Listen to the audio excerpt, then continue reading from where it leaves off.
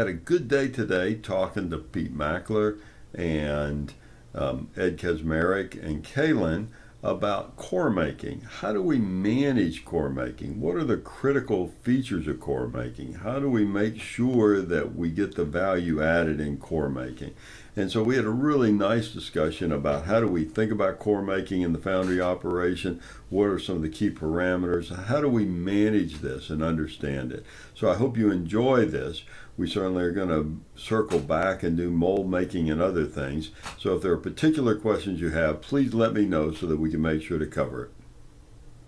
Thank you, Peter. Thank you, Ed. Thank you, Caelan, for being on the podcast. We've been trying to work through the sand system in the foundry. We've deliberately sort of avoided the core making and mold making process up to this point, but now we're going to try and attack that. I've done another podcast with people who are really experts in this particular technology. So I've already done a podcast with Jerry Thiel and Will Tinker and Joe Munza from ASK, and they're all good guys. And we spent the first podcast just talking about 3D printed molds. And that was a fun podcast. And I expect to get into some detail with them, but they're not going to be the people that know how this fits within the production environment of the foundry. And both of you will be much more familiar with that. So I sent out some preliminary questions that really have to do with the management of and the ability to make cores in a meaningful way. And so one of the things that I wanted to start with, Connor Warren from Citation Corporation, one of the big attributes that they considered their success metric was their ability to include a pricing structure that was required for their individual plants. So they had a structure that when the price came up, that's what you had to charge unless the plant operations manager said you could charge less. And he had to write down the reason you could charge less and sign his name. And so they would have about 5 different metrics that would set the lowest price you could charge. So it wasn't just price per pound, but they had that. They also had price per mold, price per heat, price per cross-section of parting line. I mean, they had a number of metrics like that that they had as a minimum. And one of their metrics was the price per pound of core or number of cores. And Connor told me that was the metric that most of the time people were failing to meet when they bought the company. They didn't even come close to recovering the full cost of cores.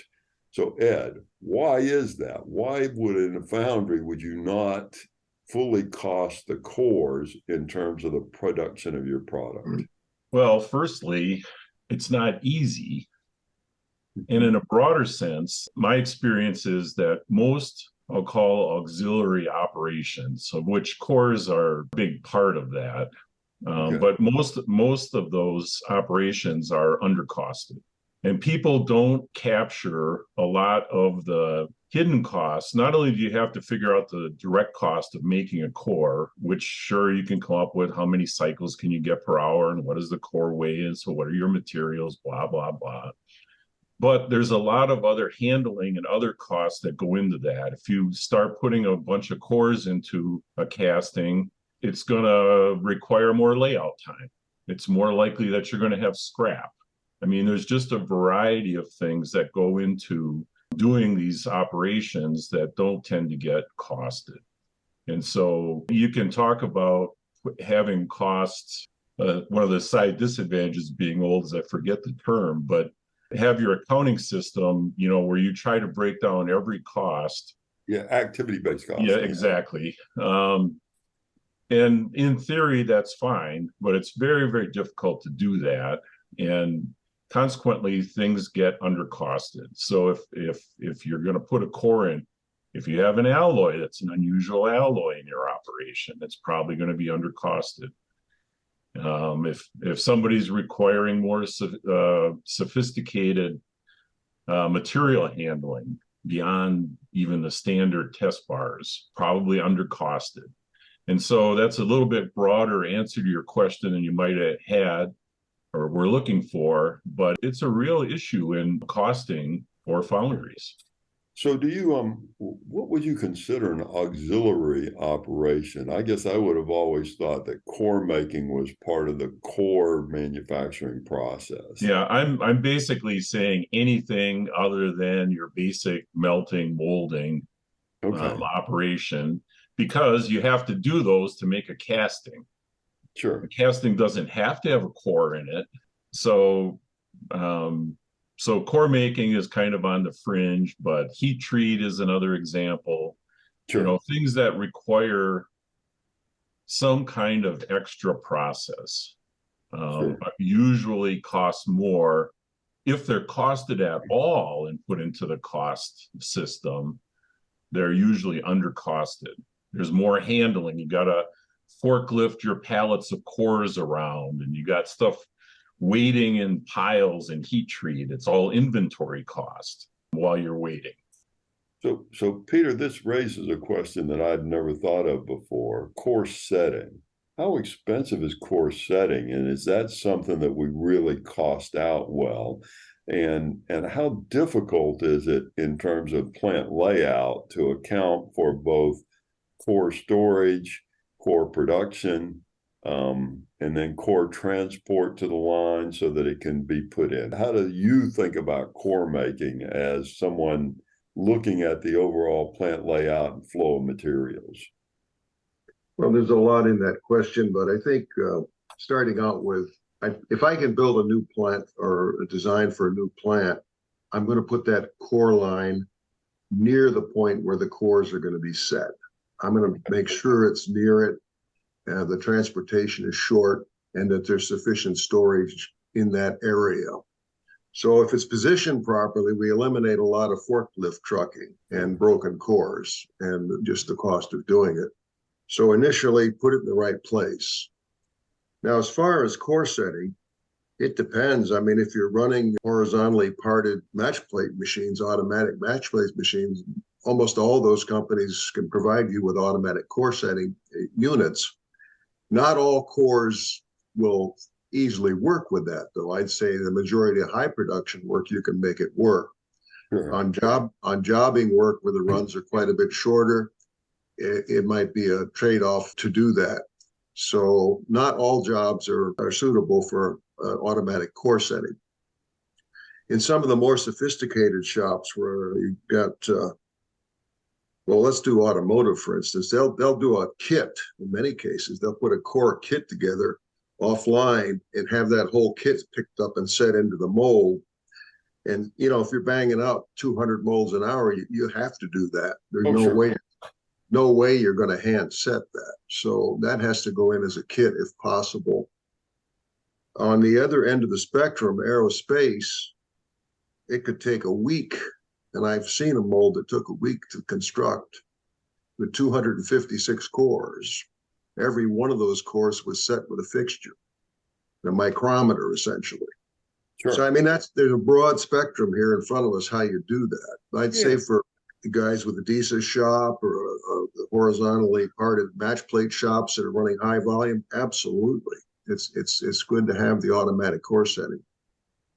Yeah, and as you know, I mean, first of all, in aerospace, that's fascinating because yes, they're actually using virtual training and guidance. So they actually now have imaging so that if you pick up the wrong core or try and put it in the wrong place, you get a light on your visual cue that you're doing something and screwed up. So yeah, and they're the ones who are really getting the big benefit out of printed investment casting shells, because then you can eliminate all of these cores and these complicated things.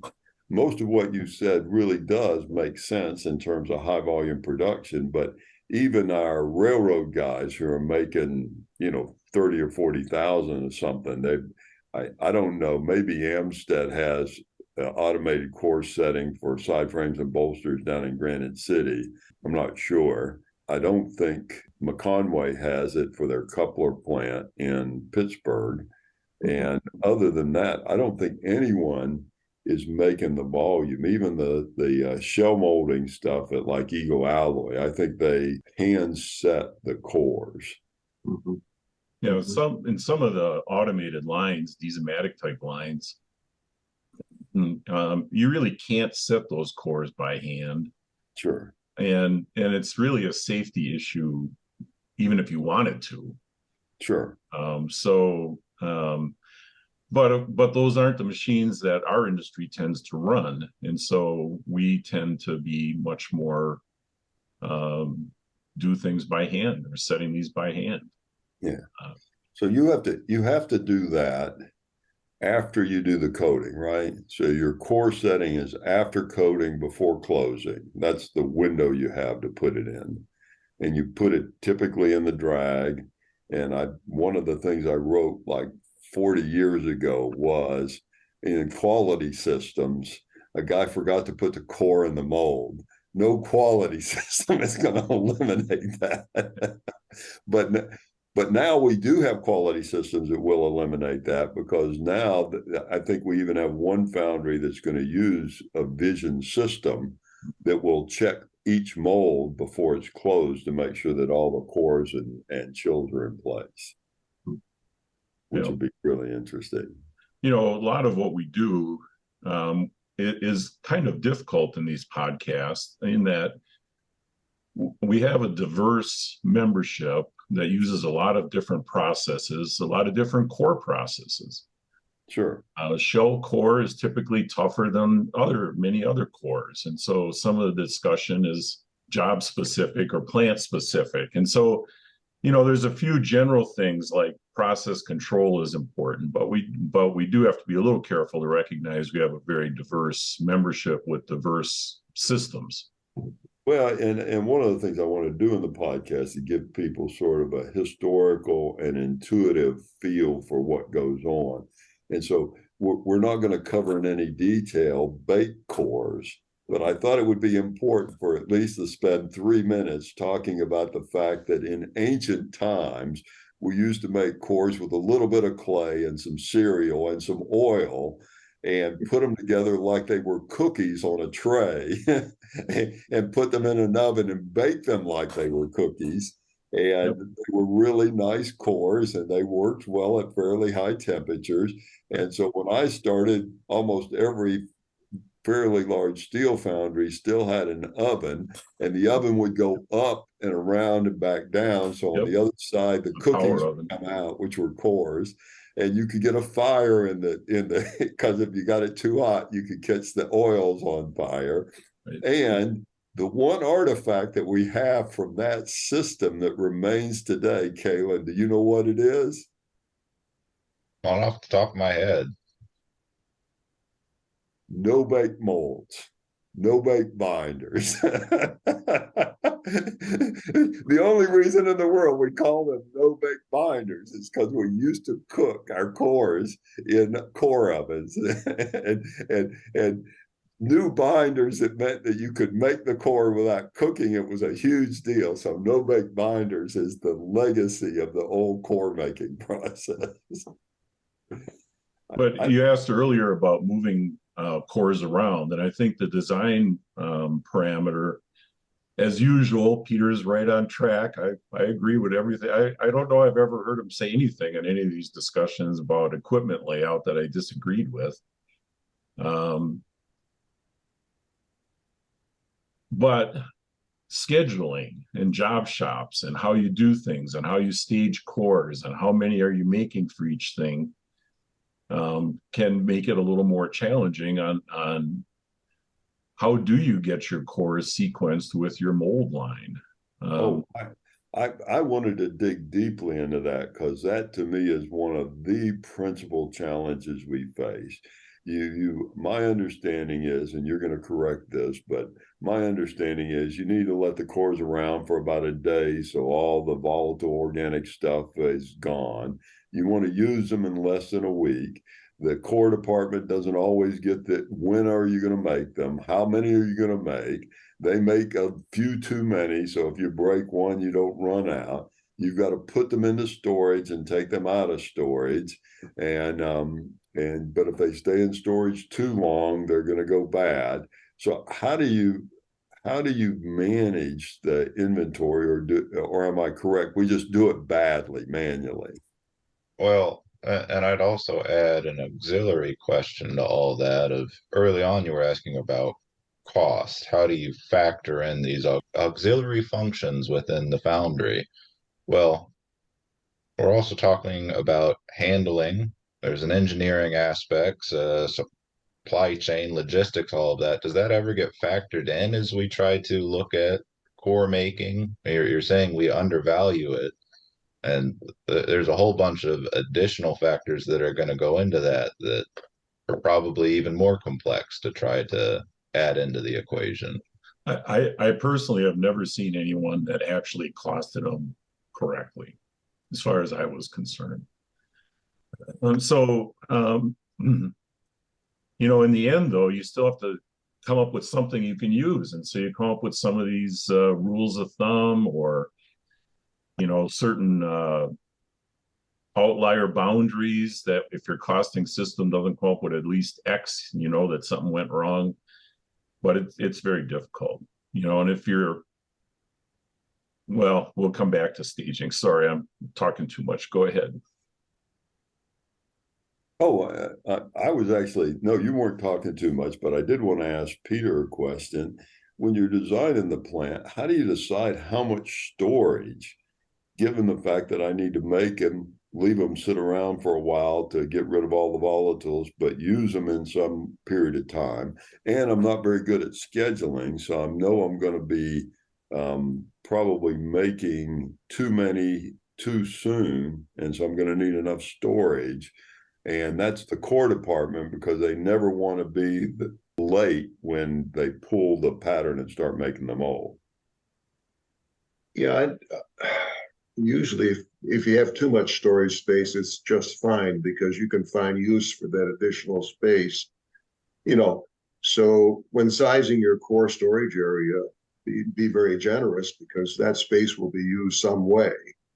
It's far better than having to move cores to another area where you have now two areas for storing cores because you didn't plan ahead. I'd say just be generous in your thinking. If multiply it by 150%, and you'll still use that area for something. It's not wasted space. So if I'm a core intensive operation like a high alloy shop with 50 people, how much storage do I need? How big of a footprint is my core making area? And I'm assuming I'm using a small mixer. But what kind of equipment do I need in a core making area? What's sort of the key framework of making cores in a small induction melting, high alloy valve shop? Well, you can get core blowers that'll do jobbing runs, and I'd suggest, if at all possible, use a blower to make the cores. It's a better core, a denser core, better finish, more consistent. And there are some very good machines available in the market that you can do jobbing runs. You can change the tooling quickly. You can use polymer tooling, and some people on short runs can use wood tooling. So that would be my first thing that I would suggest. Try to get an automatic or jobbing level core making machine in there. Most of these now have their own mixer built into them. That's fine. So you don't have to transport sand. You don't have to worry about the sand being an hour old and having lost properties, that sort of thing. Depending on, of course, if no bake or gassed, obviously. Right. Hard to say. I've worked in foundries that make tons or cores that weigh tons, and I've in the other end of it small shell cores. You really have to analyze what you're making before you make that decision. But I'd say mechanize wherever possible. Okay. How many square feet do I need? How big of a footprint is there? I can't wait to hear this answer. You may not hear it. What are we making, Raymond? What casting are we making? Pumps and valves. We don't have an automated piece of equipment because it's really, I'm only making one or two of each component and different materials. So It's a very traditional stainless steel 50-man shop. I would say if you had the floor space, how many square feet is the plant? 70,000, 80,000, less? Let's make it 50,000. Well, I would probably take 20% of that. I'm throwing a dart at it. I mean, that's what fine. you're actually No. We're just trying to give people sort of an intuition of, are we talking about 100,000 or 5,000 or something in between? Yeah. Well, I've seen some big core shops that they were plants in themselves, so many machines and so many processes. Oh, sure. Yeah. In a high-speed operation, typically your molding line will eat cores much faster than you can make them, unless you have multiple machines running, making the cores. Oh, sure. So you're going to have surge capacity just to feed the line. Conversely, if you have lower volume cores and you have lots of pattern changes and alloy changes, as you're saying earlier, then you're going to have a lot of sequencing scheduling issues, and you're going to end up needing space because you're going to have each group of cores has its own little storage area so that you can find them when it's time to make the mold. Okay.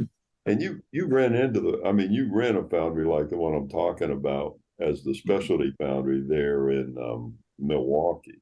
So how many people, how big was your core area? What were some of the parameters you had there? And then you went into a bigger operation in Spokane. So how would you look at how big, what kind of equipment, all that stuff? In every case, it was equipment that had been there forever and storage space that had been there forever.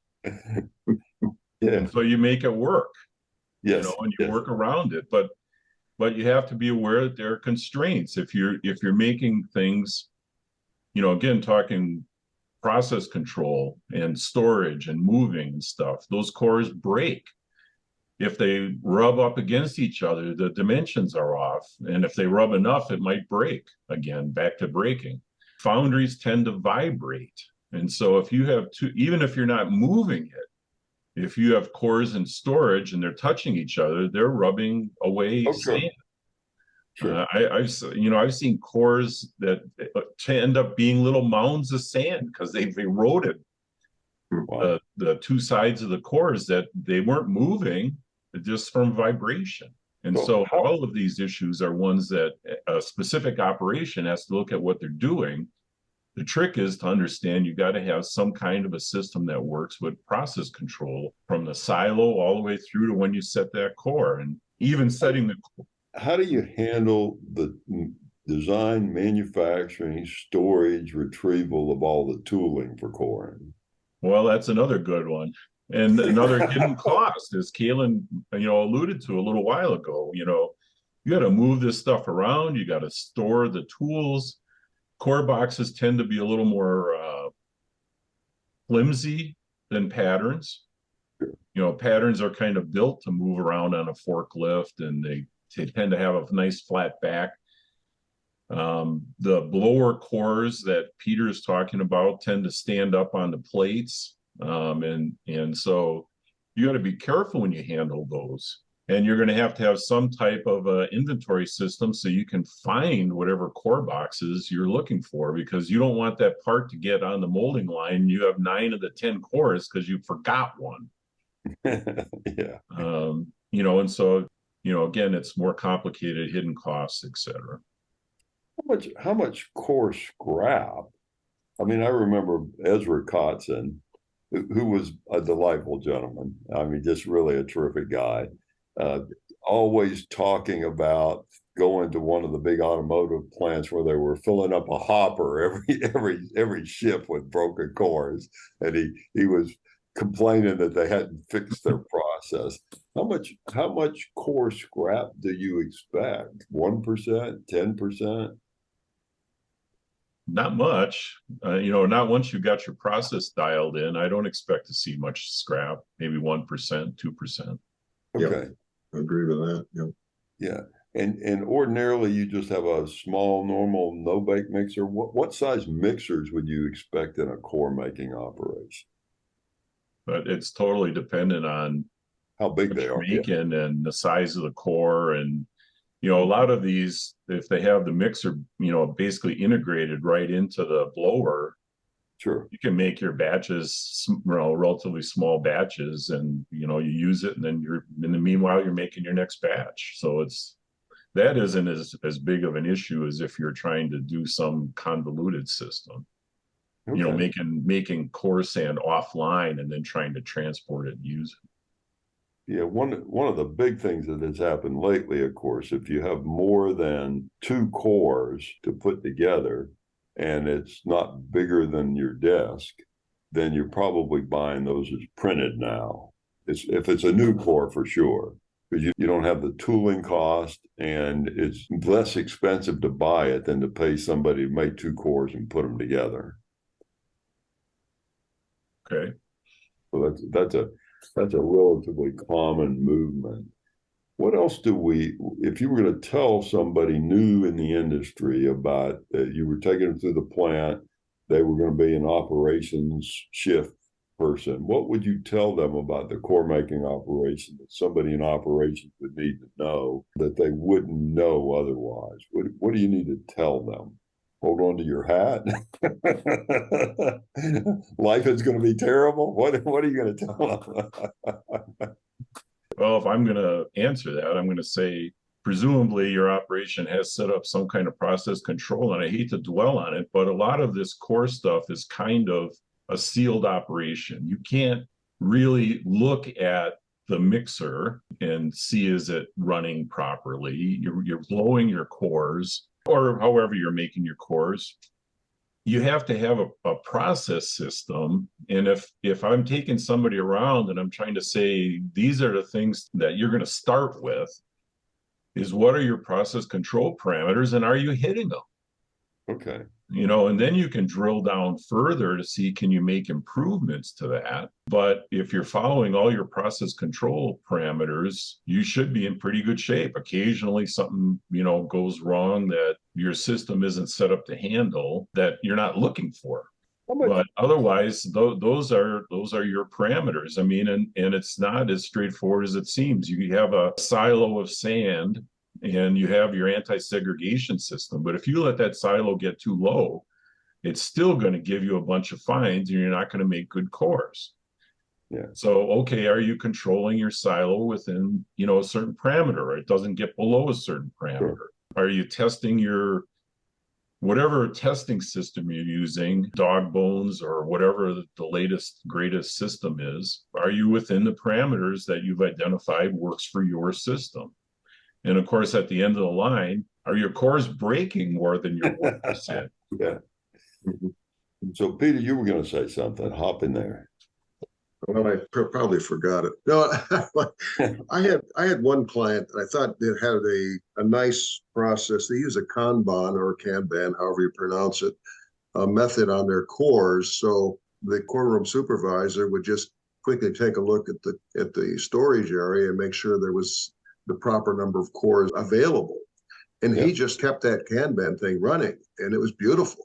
They didn't have a problem running out of cores. Always had cores available. Now, it was a production shop, and they did have a repetitive product, so that all lends itself to doing it. So, but it was really neat because they didn't have, you know, skids full of cores that wouldn't be used for weeks. I mean, they were basically, maybe within 8 hours of the core making. Of course, with the phenolic urethane, you've got to give it, I say 5 to 8 hours is fine. You've got to give it about that much time before you use it. But that was a neat system, I thought. For the other, we haven't mentioned, what if you have to wash the cores? Mm-hmm. Yes, and by washing you mean coat. Yes. Well, we guys that on the foundry floor do call it washing a lot. We're not too sophisticated. Yeah. But if I'm new to the industry and he says, "Yeah, wash the cores," let's get that soap and water. Get the soap and water out. Where's the bathtub? Yeah. Well, look for the left-handed wrench. Well, if you do preheat before you wash, you can drive off some of the gases that are in the core. So you can shorten that cycle.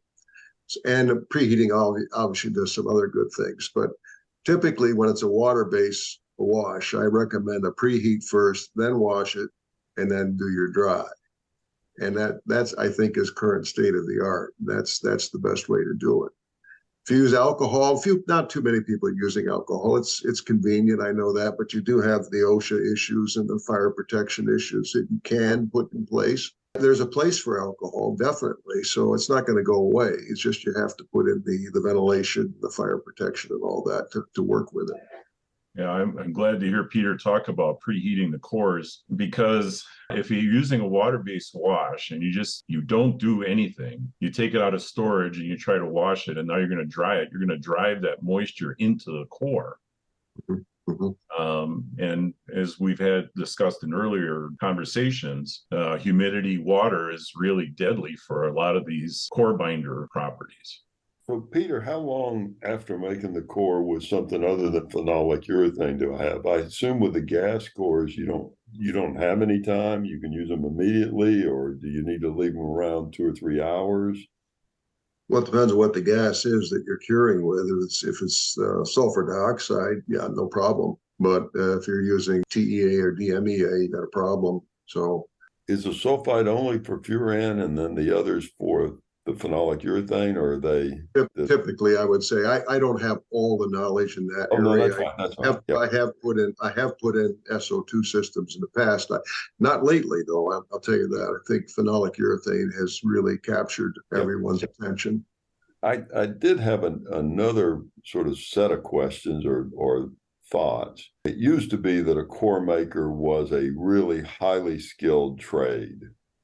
Is that, but from what you're saying in terms of process control, Ed, it sounds like the system now is all set up where I push the buttons and pick things up and move them around, but I don't get to twist the knobs very much on the machine. Is that accurate, or do I still need one guy who's really good, or do I need any guys who are really good at making cores and have a different skill set? Broadly speaking, our industrial automation thought process is to make everything automated so that anybody can run it, including whichever robot you just bought. Sure. I don't think it's that simple, but that's a goal to aspire to. Where we're going to face a chronic issue with labor source and training, and sure. We're going to migrate to where we're going to have some very highly skilled people who can set up these parameters and do troubleshooting. And a lot of it's going to be robotic. And then there's going to be some people in the process who can do basic troubleshooting or identify that, the cores coming off are all breaking, something's wrong. Yeah. That's a to-be state, or as-is state. Do I still need somebody who knows how to make cores? Absolutely. Okay. I agree with your to-be, but I just wanted to make sure that the as-is, you really do need somebody who is highly skilled, and you may need a couple of people training under him to be highly skilled. As an industry, one of the problems that we have for staffing is with our high turnover rates, people don't get the training. And then they're trained by somebody that didn't get sufficient training or enough time in the job to really get good at it. And now that person's training the next one, that if you're lucky, that person's there long enough to train the next person. They already weren't there long enough to see a variety of things that can go wrong. And so that's a real issue in the current state of knowledge, because we need those people that know how to do things. Sure. So, Peter, do I need a little sidebar place within the core making for someone to make one core when I've got a new job, or two cores when it's a special job? Do I need a sort of artisan desk with a little mixer somewhere in a normal shop? I'd say it's absolutely necessary. And I'd say in almost any foundry, it's a good idea. You're going to have something you want to pull offline. You don't want to hold up a molding machine. So you got a place where you can craft one mold at a time and work it out offline, not hold up the whole work. So I think it's absolutely essential. The other thing I would suggest, and I'd have tongue in cheek when I say this, when you have someone applying for a molder's job, ask them, do you know what a water bottle, slick, and spoon are? I use them in the night. Well, I'm not gonna say long time ago. You don't know what those are. You're not a molder. I think that's all I had in terms of core making, in terms of framing that out. Is there something that we need to tell people about core making, the core making operation that we haven't touched on yet? Well, you mentioned setting cores earlier. It's a little bit of an offshoot of this discussion, maybe, but I have seen cases, even recently, where people have had trouble setting cores or closing the molds. And Sure. again, amongst the diverse membership, we have places setting, cope and drag type molds on to each other. And if the cores sit up high, if you don't have that cope straight coming down, you're going to break the cores. And so, there's an artistry to this. I mean, you can say it's a mechanical operation, and theoretically it is, but if we don't have the equipment set up to control that, and we don't have vision systems, and you don't have a rail that's setting that cope exactly the same every time straight down, these are all things to be careful about, and all hidden costs as well on how do you control those, how do you handle that. Peter, if I'm designing a foundry, you're going to ask me 3 or 4 questions. I don't know what they are. I'm assuming they're how big are the cores? How many do you need? How fast do you need them? What questions do you have to ask me when you start looking at the core making area for a new foundry? Well, I've got to start with the casting itself. I say, show me your castings. Let's see what the range are, and then let's look at the coring and so forth, and then obviously the volume of each. So break it down by volume. And I've got to say this, we're talking about vision systems and a lot of robotics and so on, and that's the cutting edge. But, there still are a lot of foundries that aren't cutting edge and probably never will be, and they still have to make it work.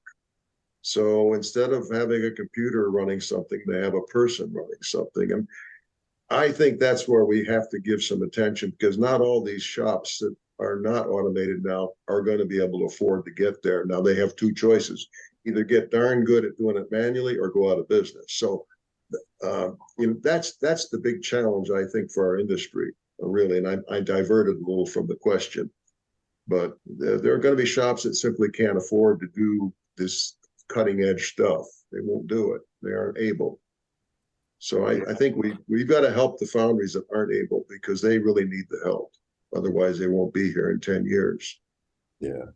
One of the things, Peter, that you raised, that I've been on the hobby horse for the last month, and probably will be my next year's crusade, is talking to DOD, who's worried that we won't have enough capacity.